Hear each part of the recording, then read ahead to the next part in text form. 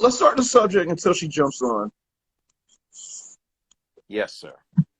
So there's a lot of stuff. There's always been things going on in hip hop with rappers and death. Yes. And the latest situation actually touched home in a different way, because as a 13-year-old Earl going to, Fox Middle, whatnot, listening to DMX, that was like, that was a stress reliever at times, before playing basketball or doing whatever, listening to DMX. So that kind of hit home a little bit. What's your whole thoughts on when you heard the news on DMX, man? I know how this is going to come across, but I think say what you got to say, because I appreciate your opinion. So say what you got to say, bro. I wasn't surprised. I was watching a documentary on Rough Riders, and speaking of Rough Riders, you hear the dogs in the back over there. Exactly. I was watching a documentary on Rough Riders BET had done, but just like a couple of weeks ago, and they were talking about how his drug addictions were even plaguing him back in the 90s when he was about to be signed. Really? So when you look at, in the grand scheme of people that are able to fuel their drug addictions, obviously the richer you are, the better drugs you can get, which is why he was probably able to live as long as he did. But eventually a life like that catches up with you, and you have to make two choices. You're going to either go clean and rebuild your life as best as you can, or you will ultimately not be here anymore. And unfortunately that happened to X. I remember being a kid as well, listening to DMX music. Like when I first heard him I had heard rumors of this guy, because growing up in Connecticut, we would hear about the New York rappers, but if we didn't have DJ Clue mixtapes, man, don't forget about that. The DJ Clue mixtapes and the freestyles. But if you didn't get a DJ Clue mixtape with this particular person on, this person was just a rumor to you. So the first time I heard a DMX verse was on 24 Hours to Live on the Mace Harlem. On the Mace album, yes. And I heard this guy, and I said, who the hell is this? And I said... The energy was different. Energy was different, but I said, oh, well, he's on Bad Boys, so he'll be here today, gone tomorrow. We'll never hear from him again. And then... Juicy J Juice Bar just mentioned the tunnel. The tunnel in New York. Yup. I remember hearing about this show. Like, my older brother called me and he said, have you heard of DMX? I'm like, yeah, that was the guy that was on the Maze album. He's like, he did this show at the tunnel and they taped the music video. And I'm like, well, whatever, that doesn't mean anything. And then the Get At Me Dog video. Yo, that video was insane. It's the energy. It was the raw hip hop. Like, nothing watered down, none of that pop shit. It was just straight up hip hop, like Tim's, like just hip hop, like New York hip hop, like straight up, like facts, dead ass, all that hip hop, all of that shit. It was definitely. It definitely cut through a lot of the noise, for sure. And I said, when that album comes out, I'm going to the store. And it finally did. And I got that. And I got the Onyx album, Shut 'Em Down, on the same day. And he was actually on the Onyx album, too, if you remember. Yep. He was on the title song, Shut 'Em Down. And it was like DMX was everywhere. He was in demand. And I'm not sure when it was. I think it was around the time that his production team switched up. I started to notice a change. Okay, so you remember that first album, bro, not to cut you off, that first album, everybody keeps on thinking Swiss Beats did all the beats, but it was actually this producer named Dame Grease. Dame Grease beats was so fucking gritty, yo. Like, Army Fatigue just, I'm pretty sure kids are watching this, so we ain't going to talk about the type of guns or whatever. But it was just gritty, grimy. The beats just made you want to do something crazy. Dame Grease. And it just put you in a different mind frame. And there was as a matter of fact, because I live in Portland, Maine, and when I was working here, there was a rival radio station here that had DMX in for a show. Like 10,000 people came, and DMX was in the mall before the show, like buying back to school clothes for the kids. And he definitely was a presence in hip hop because he had such Yeah. a big personality, such a big voice, and it's unfortunate that his career and his life had to end the way it did. Mm-hmm. So that's where we are with DMX for sure. Shout out to Nessa Cherry. Shout out to Charlie Hustle. Let me see who else is here. Shout out to Ruth. Shout out to DJ Kraz, Heather. Word. Yeah, so it's definitely something like I'm not surprised by what happened because we knew about this history of drug use. It's And just then never really you even good heard to about know like that. the thing that pushed him over, because there's a lot of different resources saying that after he took his first COVID shot, that just put him in cardiac arrest and whatnot. So I'm still trying to get more information on that. But with everything he done did, it was like a lead up, you know. Yo, big Yes. shout out to Jeffrey that just popped in. Shout out Jeff. Hello, Jeffrey. Yep. Hello, Miss Tia. I think that I don't know about if it's just being, but I know that my Uncle Billy was an alcoholic, and it was alcohol was his main substance of choice, but there were also other substances too, and it got to the point where he was in what was called a psychosis, which means that even if he had NyQuil, anything with alcohol in it, it would automatically kick his body into gear and put him in the mind frame of being drunk. Don't know how it works, not a psychologist. I just know that's how it was explained to me. Mm-hmm. And you've got to think that if that was going on with my Uncle Billy, a guy like DMX, who also had addictions with alcohol and drugs, and he's had the resources to try every drug on the table. Yeah. That may have had the same effect on him. Like even seeing a needle going into his arm probably put him into overdrive. And it's a cautionary tale. And it's the same thing, like even the younger generation of hip hop, people that listen to hip hop, like the same thing. Look at what happened with Juice WRLD just the other week, and now, and for our generation, DMX, like we see the same story over and over again. And a lot of times we get so wrapped up in looking up to these people like the music, or we don't look at the cautionary tale aspect of it either. Yeah. And I think that, there's a lot of people that tried to help DMX. Like he had his wife, there were actually people on his team, and you don't get that in show business a lot. People that are really in your corner outside of the fact that you're helping them eat. And it's a sad cautionary tale that a lot of people are not paying attention to.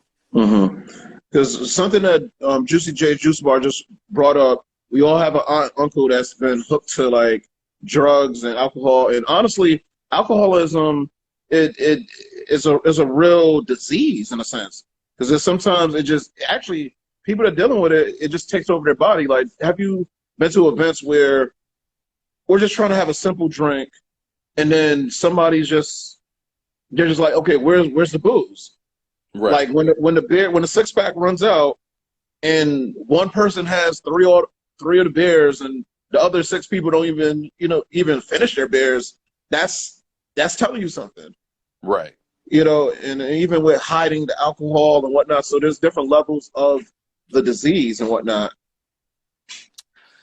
And that goes back to like last week the other week we were talking about Lil Nas X and the whole video with the where he's twerking on the devil, and then the devil shoes that he came out with. But we don't, another thing about hip hop is there's a lot of hip hop and rock music. There's a lot of drug references, a lot of like sipping on the stairs. Like there's a lot of drugs infused in that culture.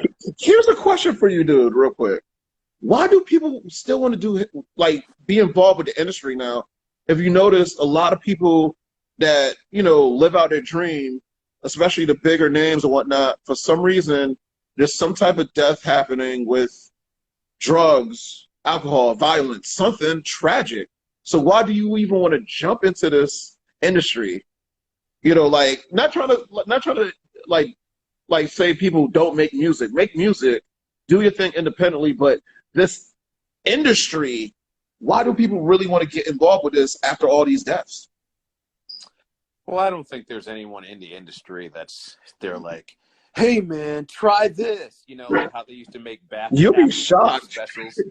You know, Yeah. like how we used to watch back to school specials when we were kids, and there would always be some joke. You're like, come on, man, try this. No one's doing it, and it's just kind of ingrained in the culture. But I remember specifically, I was doing a show back when I was a young artist, and it was one of the last few shows that I did before I realized I wanted to change course in my life. But it wasn't drugs, because that's not what I was into. But I remember there was one show. It was either in New London or Providence. I'm going to say most likely New London. But I was opening for a hip hop artist who was coming on the scene. He had co-signed and everything. And I went out there, I performed, I was killing it. But the crowd just was not there. They were not with me. And I just felt like I was stranded on a road in the middle of the night. And just to let the people know, your version of hip hop is more on the level of a Talib Kweli, Mos Def, Dead Prez. Like, you had that type of hip hop, and there's, put it like this, people, there's an audience for you, but there's sometimes you're performing the audience. Doesn't work out. Yeah, they want to hear something else, dealing with Hennessy and gunshots. So I'm up there, I'm doing my thing, my album was out, and this was one of the few times I felt like the crowd had left me stranded. So I'm like, well, damn, like, I guess tonight wasn't my night. I go backstage, my college sweetheart was there, and I'm like, I don't know what happened out there. She's like, you know, she's telling you the standard, oh, you did a great job, baby. And then main act, who shall remain nameless, bigger act at the time, don't hear from him anymore, bigger co-signed act, Eric was talking about, hits the stage, and he says, all right, everybody, this is what I want you to do. When I say sell, y'all say crack. Sell, crack. Sell, crack. Wow. And that's what got the people hooked. And I looked at my college sweetheart, she looked at me, and her eyebrows were up, and I said, I don't think this is what I want to do with my life anymore. If it's gonna go to that level where you're dropping science on the stage, you getting people riled up. You're trying to, you know, you're the essence of hip hop. At that time, you were the essence of hip hop, and then they weren't responding to you. But then this dude comes on stage. It was just like, everybody repeat after me. Sell. Damn. Like, that's one of my favorite. This had to be 10 years ago too. So that's how you know the DNA of some of the people have been going down, like, from the past 10 years. Like, that's insane. And I mean, but in general, like, I mean, sex, drugs, and rock and roll have always been synonymous. It's just so, I think a lot of times artists that are very good at what they do, or they are on a level of where they're probably hailed as geniuses, and they get their talent from some other place, whether it be spiritually or they're very ahead of the curve, but maybe they feel behind socially. A lot of times at these parties, there's booze and there's drugs, and they take all of these things probably because they want to let loose and they want to feel like a part of the room. Yes. And that stuff has consequences. Like, you could potentially develop a nasty habit, and you feel like, well, I want to be the cool guy in the room all the time. And they keep doing it until they find that they're doing it not just to be the cool guy in the room at a party, but they want to be the cool guy or girl in the room by themselves or with one other person. And then the next thing you know, 10 years have passed, you've squandered all your money, all your so-called friends are gone, and it's like, whoa, where'd the time go? And I think that's what it is. Like, a lot of times people that are artists or are functioning on a higher level of creativity have a hard time relating to people that they consider normal. So they look for a substance that will help them blend in. So, I mean, I've seen a thing or two in my day. I'm not saying any names. I'm not pointing any fingers, but that's kind of my We point of it. seen. I'll say this: we done seen some crazy stuff in our years, man. Yes, yes. Parties, after parties, regular events. We seen the good, the bad, and the very ugly.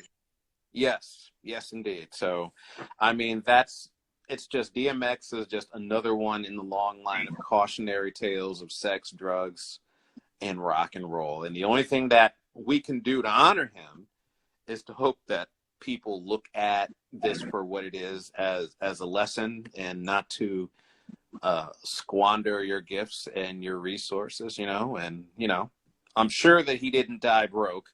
So I'm sure that, hopefully there'll be a foundation set up in his name where they can help people that are going through these types of addictions. But I think it's a music industry or a creative industry problem where people that are so creative feel that they need it to help them level out and relate to people that they view are cool or as normal. Yeah. And the sad thing about DMX too, like he would actually, this is a blessing that he prayed for everybody, but this man, like he needed people to pray for him more, because he prayed for everybody. He embraced everybody. Like if he's rocking with you, he's rocking with you. If he ain't rocking with you, is no gray area. It's just straightforward.